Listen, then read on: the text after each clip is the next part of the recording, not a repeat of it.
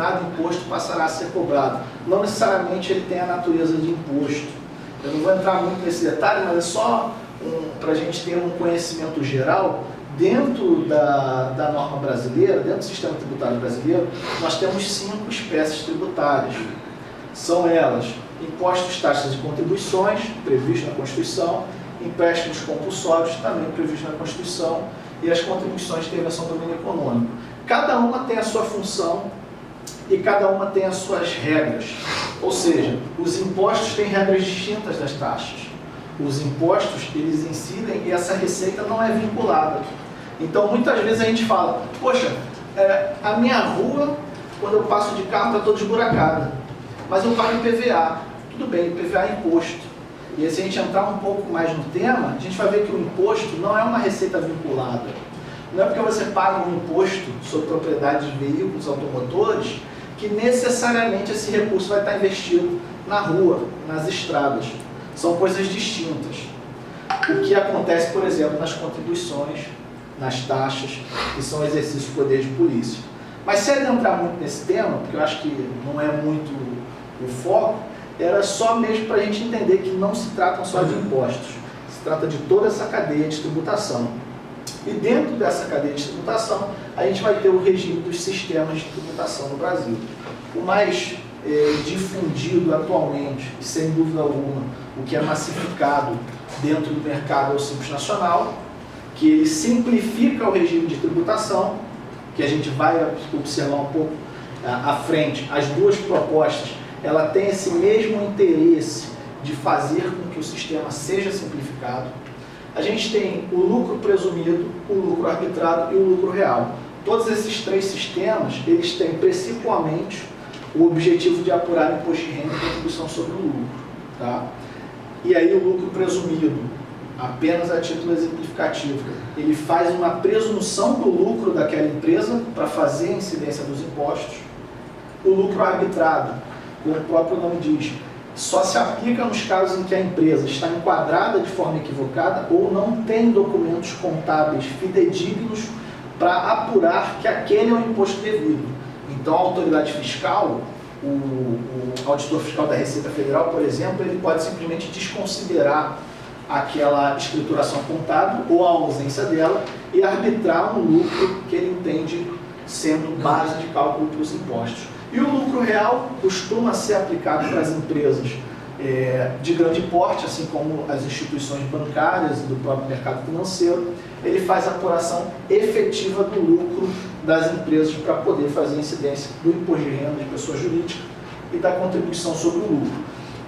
Então, só para a gente ter um panorama, o sistema, as premissas básicas do sistema de tributação no Brasil, ele observa o pacto federativo, que nada mais é do que o respeito dos entes tributários, seja o Estado, município, Distrito Federal e a União Federal, dentro das suas órbitas administrativas, que tem a repartição de competências tributárias, que é a previsão de quais impostos podem ser instituídos por aqueles entes públicos. Ou seja, a União não pode instituir, por exemplo, a cobrança do IPVA, porque não é uma repartição de competência definida para ela, além de desrespeitar o Pacto Federativo, que prevê a autonomia dos entes. Dentro da questão da repartição de competências tributárias, nós vamos ter as espécies em si de tributos, que para nós aqui o mais importante, quando a gente for falar das reformas, sem dúvida alguma, são os impostos e as contribuições. E o sistema de tributação, que se subdivide principalmente entre essas 4, que é o Simples Nacional, mais do nosso cotidiano, o comércio em geral utiliza muito o Simples Nacional, lucro presumido, arbitrado e lucro real. Bom, dentro dessa dinâmica de repartição de competência tributária e dos próprios sistemas de tributação, a gente vai criar uma nova subdivisão, só para melhorar o entendimento e a própria composição dos custos do produto e do serviço no mercado em geral. Isso é de suma importância. A gente vai falar de tributos diretos e indiretos. Bom, tributos diretos, basicamente é aquele que vai ter a incidência do imposto diretamente no patrimônio do contribuinte. Então, por exemplo, quando vocês oferem renda, recebem um salário, recebem um bônus, a PLR, qualquer coisa do tipo, você tem um fato gerador de renda. e você vai ser tributado sobre isso e vai fazer a sua declaração de ajuste quando você não sofrer retenção na fonte e vai receber depois o seu informe de rendimento. A esses tributos a gente vai chamar de tributos diretos. Eles incidem diretamente sobre o patrimônio do contribuinte. Assim como é, por exemplo, o IPVA. Você tem o carro é seu patrimônio, sua propriedade, a incidência dele é quanto você, em questão de ser o contribuinte. Então você diretamente é o responsável pelo recolhimento e o contribuinte daquele imposto. Então a gente vai chamar eles de tributos diretos. Para a questão das reformas tributárias que a gente vai ver, os tributos diretos não são tão relevantes, principalmente para essas duas propostas, que são as que estão mais avançadas. O nosso foco vai ser os tributos indiretos. E o que são os tributos indiretos? Basicamente são aqueles nos quais o tributo vai ser recolhido por uma parte componente da cadeia tributária, que é o empresário, que é a loja, mas ele efetivamente é pago pelo consumidor. Então, por exemplo, quando eu tenho aqui uma caneta, essa caneta é um bem, ela vai sofrer a tributação do ICMS na venda.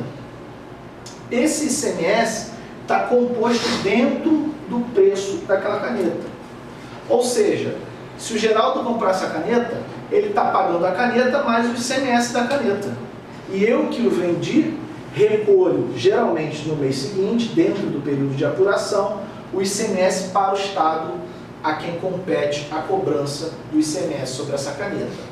Então vejam que a gente tem uma triangulação. O consumidor paga o produto com o ICMS dentro, mas quem vai recolher ele para os cofres públicos é a empresa. Então a gente tem um regime de tributação indireta.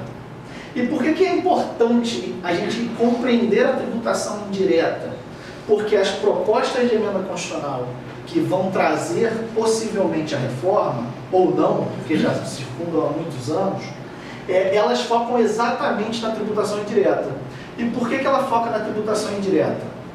Porque, primeiro, hoje a gente vai observar o sistema tributário brasileiro é extremamente complexo e custoso sob o ponto de vista de tempo de trabalho, e isso certamente vai influenciar na precificação do produto.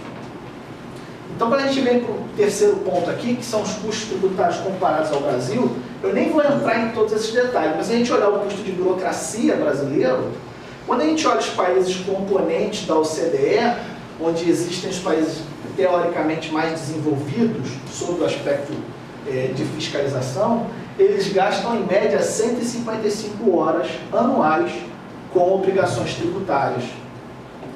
Quando a gente vem para o Brasil, são apenas 1.492 horas. Isso é um dado de 2020 do relatório do Business do Banco Mundial. Então veja, se nós, enquanto empresários, tivéssemos uma empresa no Brasil e porventura, num cenário hipotético, imaginássemos esse mesmo mercado sendo desenvolvido, por exemplo, num país membro da OCDE, isso é uma média, tá? Seria muito mais barato do ponto de vista de custo de burocracia que eu operasse num país membro da OCDE do que se eu operasse a minha empresa no Brasil.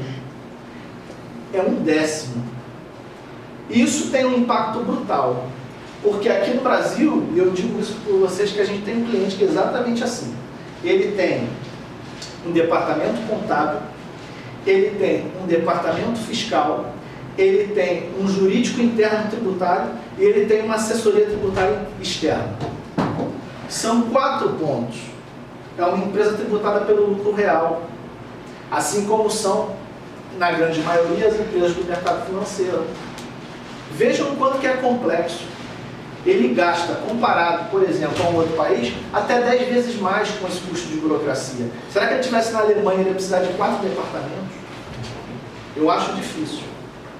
Então, onde isso vai gerar efeito para o mercado consumidor? O empresário quer lucro, isso é óbvio.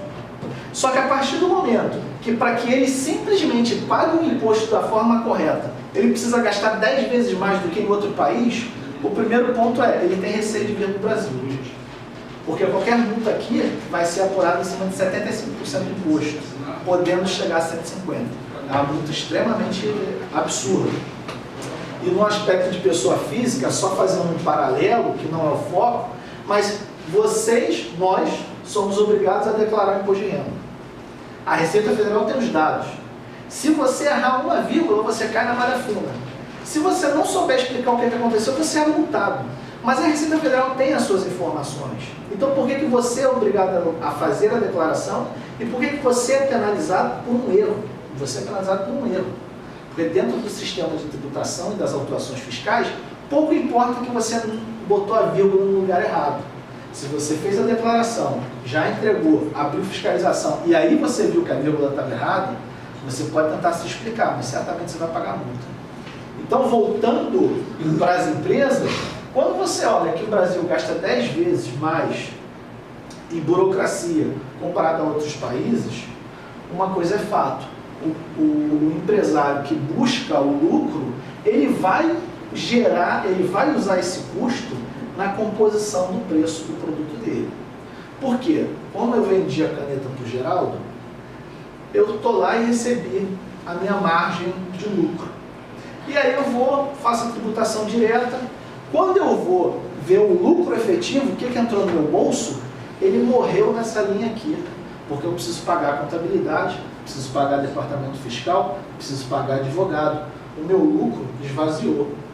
Então, quando a gente olha, por exemplo, o demonstrativo de resultado de uma empresa, a gente tem lá a receita operacional, a despesa operacional e depois vem a despesa administrativa. Aí é que o bicho pega, porque aí é onde eu perco o meu dinheiro e é onde é mais vantajoso para o empresário sair do país e ir para